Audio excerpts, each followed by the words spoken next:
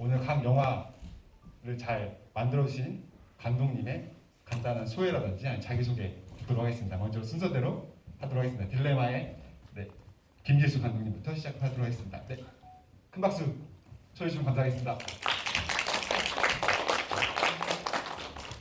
말씀해 주시면 됩니다. 네, 앉아서 해주셔도 됩니다. 네. 예, 반갑습니다. 제 이름은 김길수입니다. 저는 부산에서 올라왔습니다. 그 영화를 보시면서 아셨겠지만 모든 배경이 부산입니다. 영화를 만들게 된 동기부터 약간 말씀을 드리면은 저희들은 이제 실버 그 영상단이라는 걸 저희들이 순수한 아마추어들이 만들었어요. 그 컴퓨터를 배우러 가서 프리미어 그 동영상 편집 내용을 배우다가 우리도 영화를 만들어 보자 이런 취지에서 어떤 특별한 멘토를 오신 것도 아니고 그저 우리끼리 한번 만들어 보자. 그래서 시나리오를 쓰고 그렇게 하다가 영화를 만들어서 서울국제영화제가 언제부터 있는지 잘 몰랐는데 최근에 이제 그런 정보를 듣고 출품을 해 본 겁니다. 저희들이 만들 때도 그렇고 지금도 제가 다시 봐도 얼굴이 좀 맨성맨성할 정도로 부자연스러운 그런 부분이 많아요. 잘 봐주시기를 소망합니다. 아주 아마추어 이제 첫 발을 떼는 영화라고 봐주시면 고맙겠습니다. 감사합니다. 네, 감사합니다. 네, 두 번째 엄마 그리고 엄마의 한명희 감독님 이거 조금만 짧게 해주시면 감사할 것 같습니다. 네. 네, 안녕하세요. 반갑습니다. 저는 엄마 그리고 엄마의 감독 한명희입니다. 네, 옆에 딜레마 영화 주인공을 보니까 훨씬 더 실물이 더 좋으시네요. 네, 그러시죠, 여러분? 네, 저는 90을 바라보는 엄마의 영상 자서전을 쓰는 마음으로 영화를 찍었습니다. 제 엄마지만 사실 저 옆에 계시는 모든 어머니의 이야기라고 생각이 됩니다. 여기 계신 분들도 다들 이제 엄마나 할머니를 생각하셨을 것 같습니다. 제 영화가 저희 한 90을 바라보는 80 이상의 모든 어머니들에게 같은 마음의 위로가 됐으면 좋겠습니다. 네, 그런 마음으로 찍었습니다. 감사합니다. 네, 감사합니다. 네, 굿타임랩의 진재니 감독님 말씀 부탁드리겠습니다. 네, 안녕하세요. 굿타임랩의 감독 진재니입니다. 우선 작년 이맘때쯤에 찍은 굿타임 베베를 올해 이렇게 상영할 수 있게 되어서 이렇게 소중한 사람들이 한자리에 모일 수 있는 기회를 주셔서 너무 감사하고요. 저는 이 영화를 찍으면서 죽음에 대해서 생각을 하긴 했지만 현재 내가 이렇게 살아가는 것에 의미를 많이 둘 수 있었던 소중한 과정이었습니다. 저 영화를 보고 나서 관객분들도 그런 느낌을 받으셨으면 좋겠습니다. 감사합니다. 네, 감사합니다. 당신의 자리에 서다의 김영순 감독님 말씀 부탁드리겠습니다. 네, 당신의 자리에 서다의 김영순입니다. 여러분.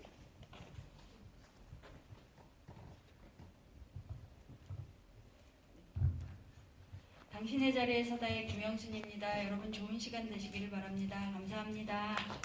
네, 감사합니다. 네, 마지막 반신부스 가족의 류현수 감독님 말씀 부탁드리겠습니다. 네, 반신부스 가족을 연출한 류현수입니다. 시청해주셔서 감사합니다. 네, 감사합니다. 네, 일단은 지금 질문이 들어오고는 있는데요.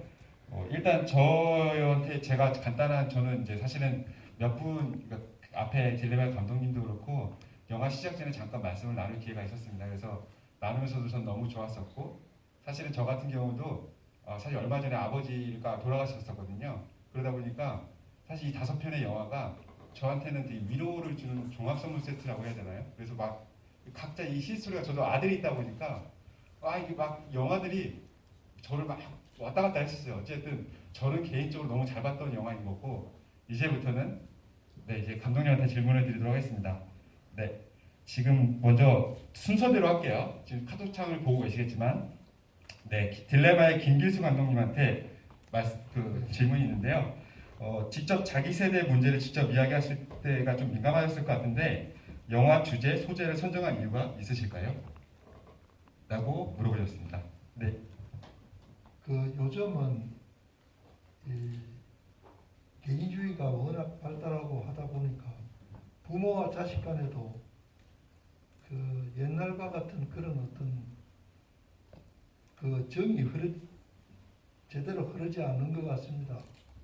특히 요즘 세상이 하도 복잡하고 어려우니까 자식들이 그 사업 실패를 한다든지 이렇게 했을 때 아버지 입장에서는 이거 정말로 가장 큰 고민거리가 되지 않을 수가 없습니다. 그럴 때 자식의 일을 전혀 모른다고 할 수도 없고 그래서 일단 뭐 있는 거 없는 거 지원을 하고 보면은 나중에 자신의 노후는 아주 비참해집니다.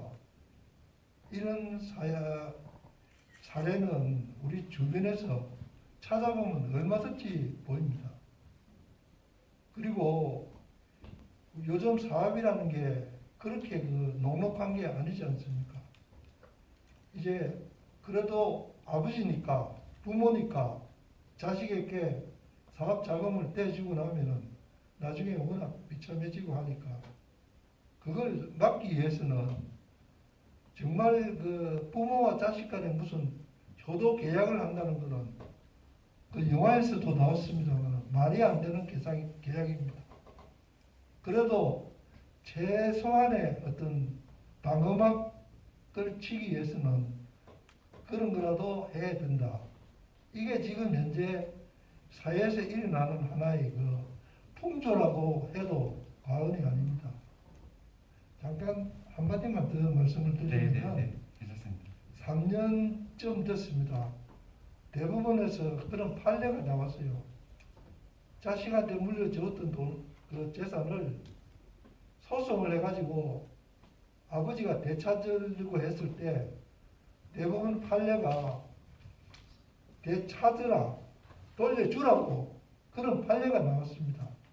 그 후로 이런 계약이 우리가 그 법무사들이나 이런 데 보면은 상당히 지금 많이 늘어나는 그런 추세에 있습니다.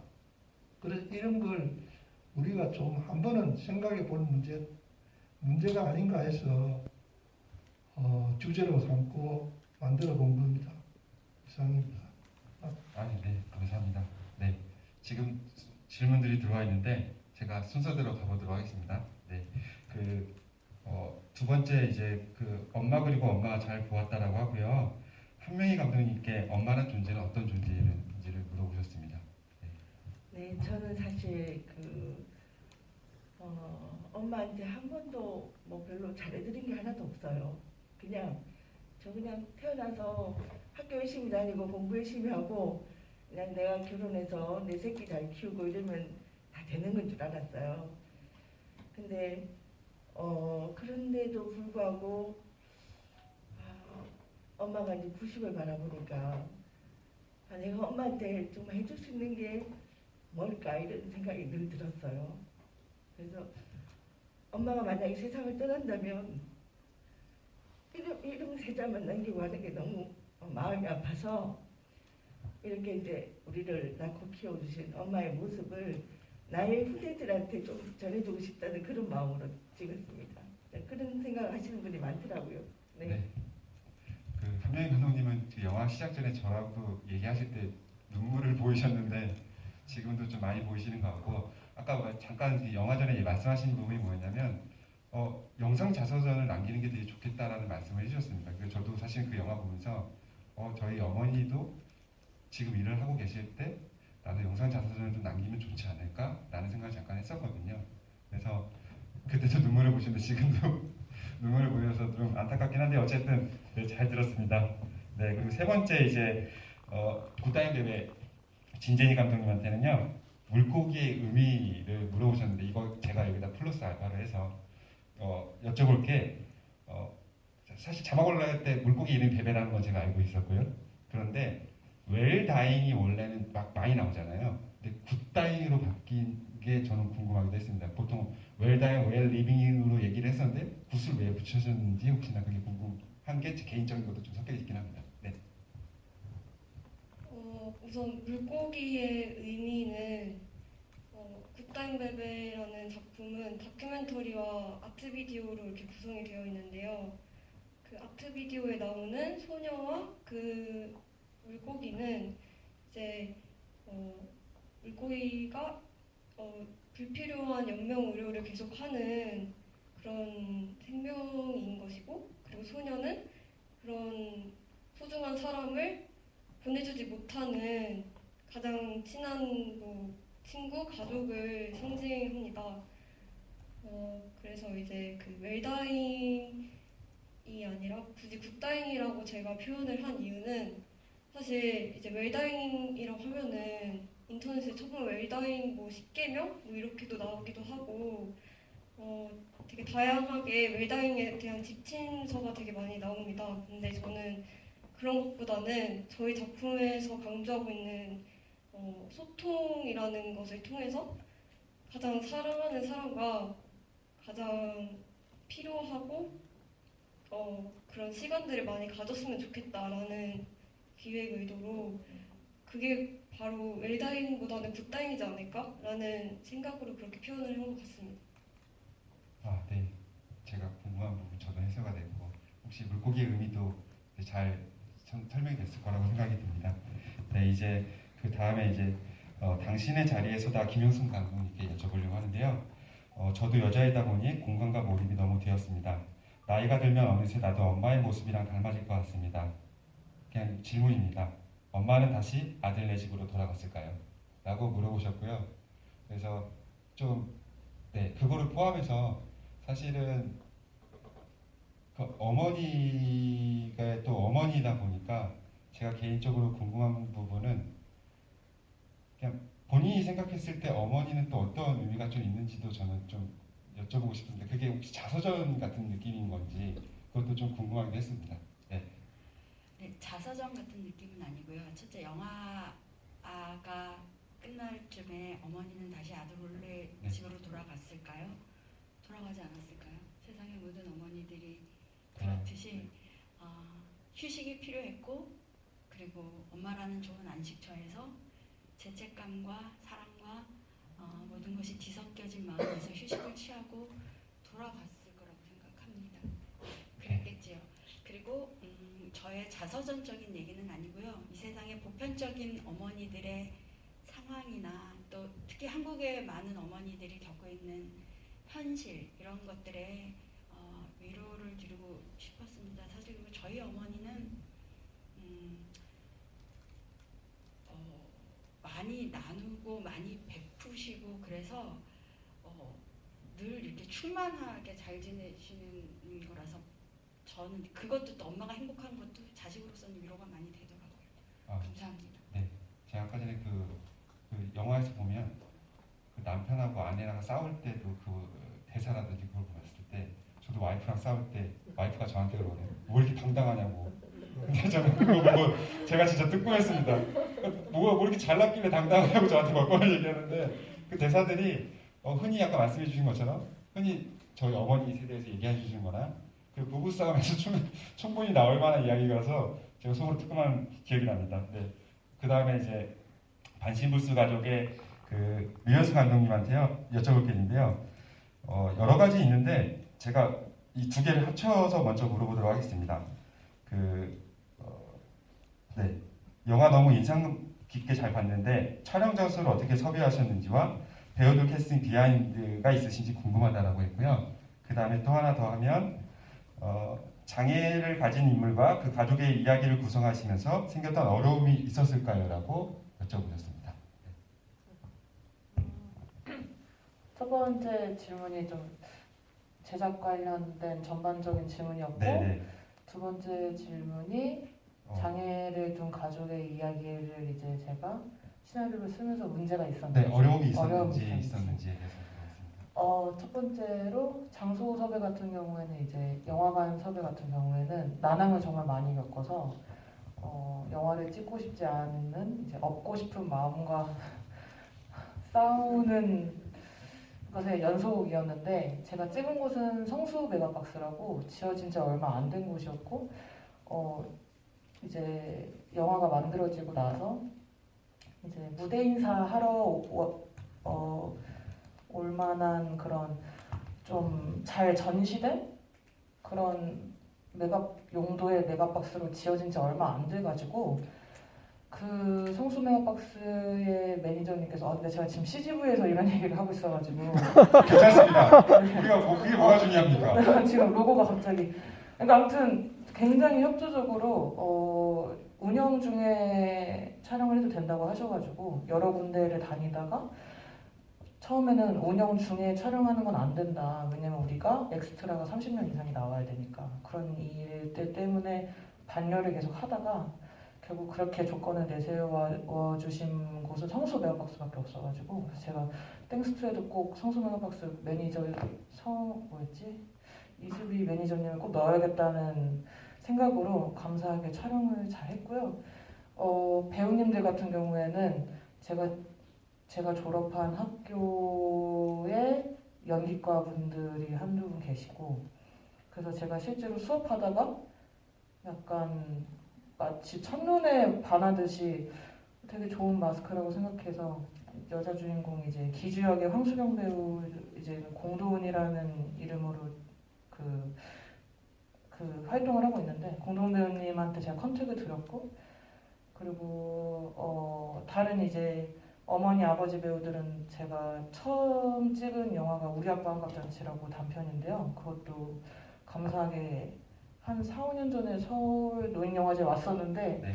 그때 이제 단역으로 캐스팅했던 선배님들인데 기억이 남아서 이제 엄마 아빠로 좀 비중 있게 나와달라고 말씀을 드려서 감사하게도 출연을 해주셨고 지금 양말복 배우님께서는 같은 속옷을 입은 두 여자라는 동인영화로 굉장히 잘 나가고 계십니다.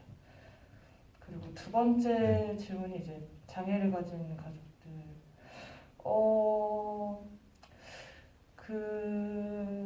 그게 시나리오 쓸 때는 사실은 어떤 이해에 있어서는 큰 어려움이 없었던 부분이 실제로 저희 아버지가 뇌출혈로 편마비가 오셔서 재활하신 지 한 6, 7년 되셨고요. 그래서 이 이야기는 사실 제 자전적인 이야기에서 시작했다고 해도 과언이 아닙니다. 그래서 시나리오 쓰는데 어떤 자료 조사하는 문제가 없었고요. 단지 아버지 배우님께 어느 정도의 불편함이 보이는 걸음걸이여야 되는지 설명드리는 거랑 어떤 부분에서 지팡이를 반드시 집어야 되는지 어떤 부분에서 손을 잡고 걸어가도 되는지 그리고 또 자세가 어때야 되는지 부축을 할 때 그런 것들을 이제 디렉션을 할 때 저한테는 너무 당연한 것들이어가지고 좀 이게 그렇게 어려운 건가? 뭐 이런 생각을 했었다가 그러니까 그런 어떤 저에게 너무 당연한 것들을 배우님들이랑 같이 모의 실험을 해보는 과정에서의 좀 어려움이 있었던 것 같은데 결과적으로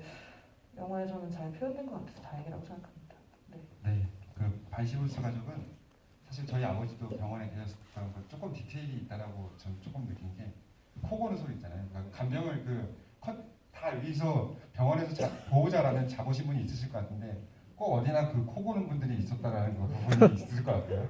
그 코 고는 부분하고 그리고 너무 그 아버지한테 갈기고 오라는 사실에서 빨리 갈기고 와라는 얘기에서 어떻게 날 것이다.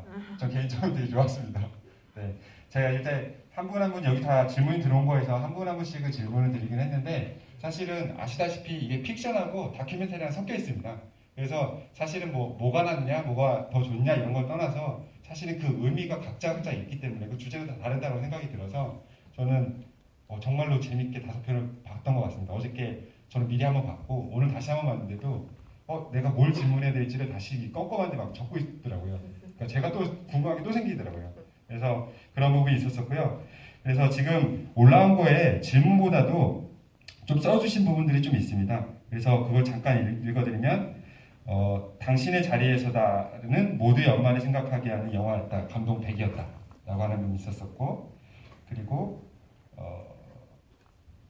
네. 딜레마의 김길수 감독님한테는 청년 세대로서의 이와 같은 이야기가 왜 단편 영화로 등장하지 않는 것이 아쉬웠는데 이렇게 어르신 분들이 만들어 주셔서 더욱이 감사하다라고, 너무 잘 봤다라고 전해주셨습니다. 감사합니다. 네. 그리고 반신불수 가족 영화 정말 잘 봤습니다. 어떻게 이런 이야기를 생각하셨을까요? 그리고 극장으로 풀어낸 이야기가 참으로 인상적이었어요. 지금 내가 당연히 앉아있는 이 자리를 다시 한번 생각해 보게 되네요라고 사람들이 남겨주셨고요. 그리고 네, 그리고 그 굿다인 베베를 보면서, 이건 또 질문입니다. 제가 읽다 보니까 그 소감보다도 굿다인 베베를 보면서 중간중간 덤덤히 말씀하시는 주인공의 모습을 보던 본인의 마음은 어떠셨는지 궁금하다라고 하고요. 이해를 하는 편이었는지 사촌분에 대한 입장이었는지 그게 궁금하다고 합니다.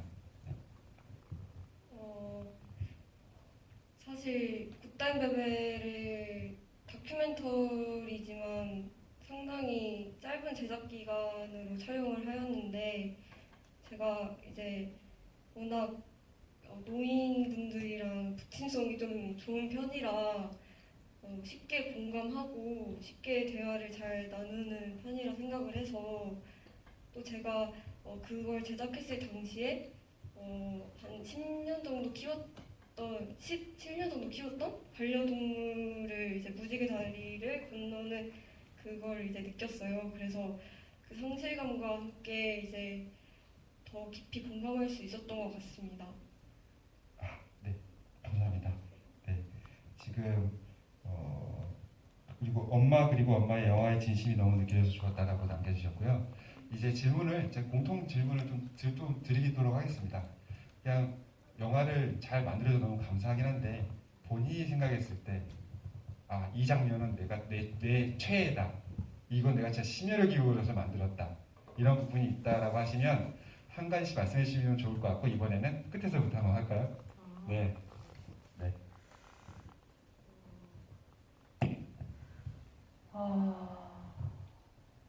저희 질문을 드려서 죄송하긴 한데. 아니요. 심혈. 심혈이라고 하면 좀 부담스러울 것 같고요. 가장 좋아하는 장면? 네. 아니면 잘 만들고 싶었던 장면? 그러니까 정말 애써서 만든 단편이긴 하고요. 그래서 심혈을 기울여서 만들었다고는 말을 할 수 있겠는데, 제가 이제 영화제를 돌아다니면서 이 단편 영화를 틀고 관객분들의 반응을 살폈을 때 되게 많이들 말씀해 주셨던 씬들이, 에스컬레이터에서 그 영화관 매니저가 내려오면서 말해주는 씬이랑, 그리고 기주가 전 남자친구를 화장실 앞에서 만나서 어떤 멜로적인 분위기를 자아내는 씬, 두 가지를 굉장히 많이 말씀해 주시더라고요. 그래서 저도 두 씬을 되게 좋아하는데, 그 에스컬레이터 씬 같은 경우에는 실제로 제가 시나리오 쓰면서도 낄게 됐고요. 그리고 그 기주가 화장실에서 전 남자친구 만나는 씬 같은 경우에는 대사가 더 많았는데 그 대사들을 좀 덜어내고 편집 과정에서, 그리고 서로 바라보는 눈짓과 몸짓, 그리고 거기에 이제 좀 화양연화 같은 영화에 나옴직한 어떤 음악을 넣어서 그걸 좀 컷과 컷으로 풀어낸 거에 대한 만족도가 되게 높았던 씬이었던 것 같아요. 그래서 두 가지가 가장 기억이 났고, 아까 말씀을 못 드렸던 건데, 그 안경나무로 나오는 진상남 같은 경우에는 저는 영화과 출신인데 영화과 선배님이세요. 배우를 경림하고 있는. 신스틸러였습니다. 네, 실제로도 엄청난 시네필이시고, 굿즈 모으는 거랑 이제 어떤 해외 감독님들이 실제로 한국에 영화제에 왔을 때 직접 찾아가서 사인 받는 걸 엄청 좋아하세요. 그래서 본인이 담배 찍으실 때마다 스태프들한테 그걸 좀 나눠주시고, 약간 그런 어떤 진짜 영화를 사랑하는 마음이 있지만 실제 그 진상은 아닌. 근데 이제 그런 영화를 사랑하는 마음을 제가 제 영화에 악용한. 네. 이제 이 자리를 빌어서 또 어디선가 영화를 사랑하고 있을 그 선배에게 감사하다는 얘기를 하고 싶네요. 네, 감사합니다. 그 소감 중에서 그 단호한 프로도님이 그냥 장애인의 어려움, 장애인의 마음을 심각하지 않게 어렵지 않게 생각할 수 있게 좀 담아주셔서 감사하다라고 하고 다음 편을 기대한다고 보내주셨습니다. 감사합니다. 네, 그 다음에 이제 김영수 감독님. 네, 저는 최애 장면이 마지막 장면인데요. 네.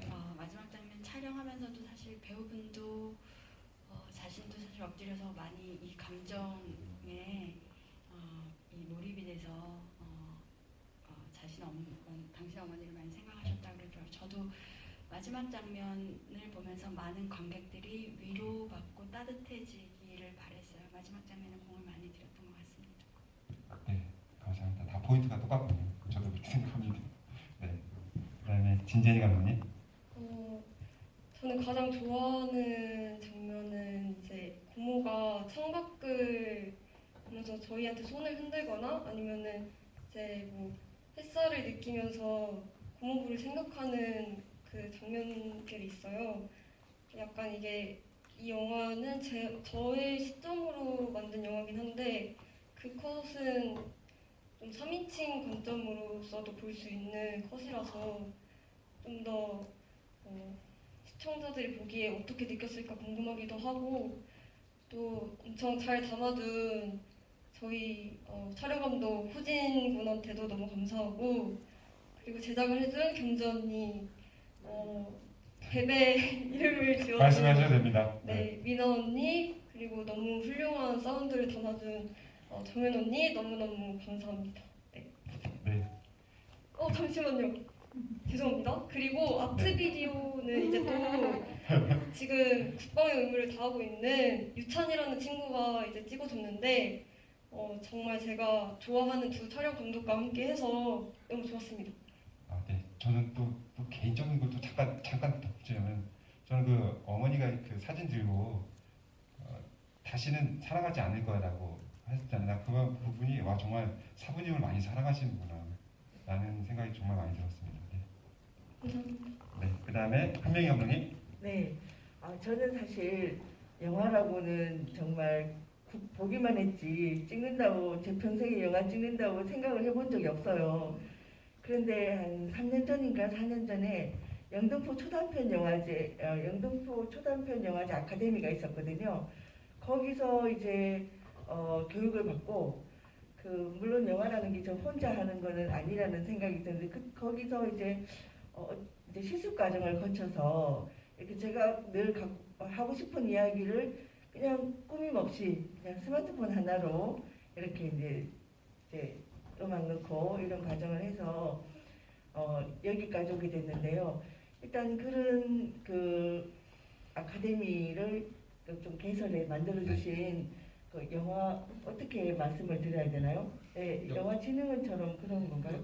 그런 기회를 주셔서 일단 너무 감사하고 그리고 제가 그 옆에 늘 생활하는 일부분을 그 영화로 표현할 수 있고 그리고 여기에 출품하게 이렇게 보여주게 만든 기회를 주신 노인영화제 모든 영화제에게 진심으로 감사를 드리고 싶습니다. 사실 이게 없었으면 저는 제 영화는 그냥 제가 찍은 그 연습작으로 남았을 텐데 이렇게 보여줄 수 있는 기회가 제게는 가장 큰 영광인 것 같습니다. 감사합니다. 네, 제가 사실은 전문 모더레이터는 진행자는 아니고 저도 서울 노인복지센터 직원이거든요. 그런데 어쨌든 제가 많이 부족하긴 하지만 그렇게 감사하게 또 해주셔서 너무 감사하고요. 오늘 이 자리가 막 감사한 분이 너무 많겠지만 네, 또 마지막에 또 한 말씀 드릴 수 있는 기회 한번 드리도록 하겠습니다. 네, 그 마지막으로 김길수 감독님. 네. 저는 그 최애 장면과 가장 힘든 장면을 같이 봐야 되겠습니다. 네. 보시다시피 우리 영화는 전부 그 영감님들이 나왔습니다. 그런데 이분들이 대사를 못 내었어요. 네. 잘하시던데요. 금방 해놓으면은 이거 긴장을 하다 보니까 엉뚱한 말이 막 튀어나오고 이러다 보니까 이 하루에도 같은 한 장면을 찍으면서 NG를 뭐 10번도 손내고 20번도 넣습니다. 그러다 하다 보면은 나중에는 또 주눅이 들어가 더 못해요.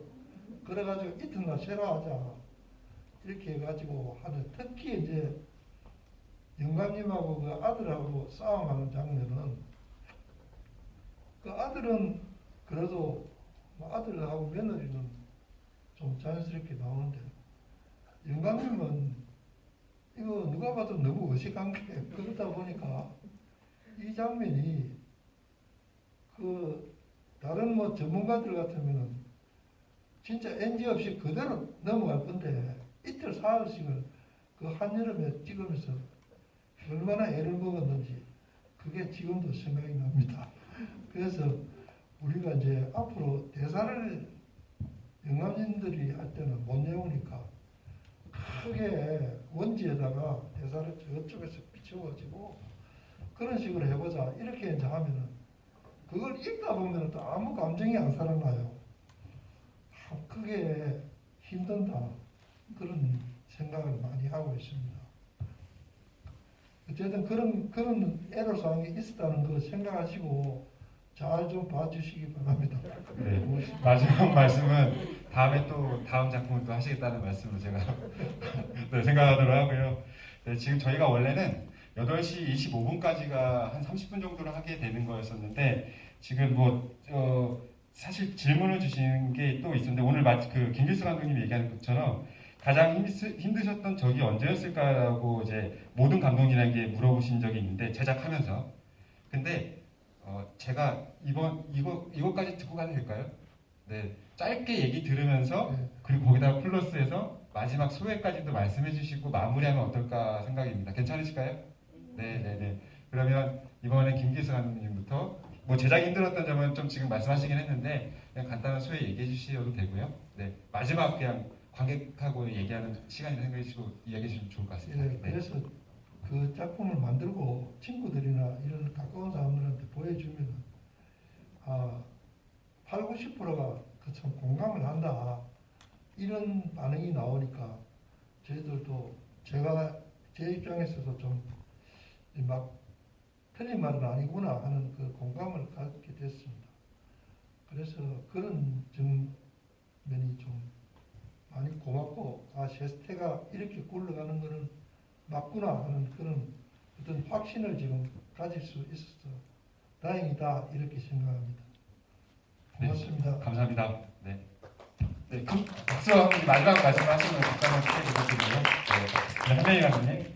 저는 사실 다른 분들은 영화 배우도 섭외하고 이렇게 고생을 많이 하셨는데 저는 그야말로 제가 감독이고 하지만 제 얼굴이 전혀 안 나와서 그게 좀 네. 아쉬웠습니다. 목소리는 나오고. 그리고 이제 스마트폰으로 이제 찍다 보니 이렇게 마이크 때문에 주인공이 하는 말이 이렇게 들어가야 되는데 멀리서 찍을 때 그 음성을 넣는 게 조금 힘들었고요. 그리고 지금은 너무나 세상이 좋아져서 스마트폰으로 누구나 다 찍어서 영화를 만들 수 있다는 시대가 된 게 가장 행복하고요. 그리고 이런 영화제가 많아져서 네. 너무 좋습니다.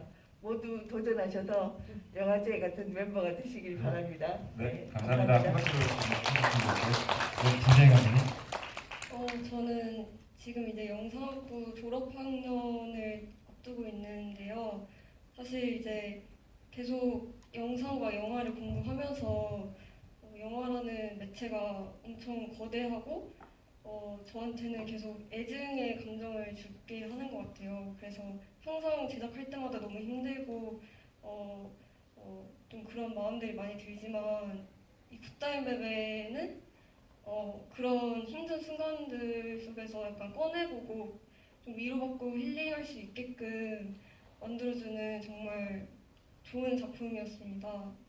저를 믿고 저의 작품을 선택해준 제작진들에게 너무 감사하고 엄마 아빠 너무 사랑합니다. 네, 큰 박수로 응원해 주시죠. 네, 김영수 감독님 부탁드립니다. 저는 연극에서 영화로 전향한 케이스고요. 뒤늦게 이제 영화의 걸음마를 하고 있어요. 지금 이 자리에 저를 영화의 길로 인도해 주신 남일섭 선생님 계신데요. 감사드리고요. 또 영화 하는 모든 제작 과정을 처음부터 끝까지 함께 해줬던 기쁨이 제우 그리고 저희 뒤에 이모를 늘 응원해주는 현민이 예진이 감사의 인사를 전해드리고 싶습니다. 고맙습니다. 여러분 함께 해주셔서 감사합니다. 마지막으로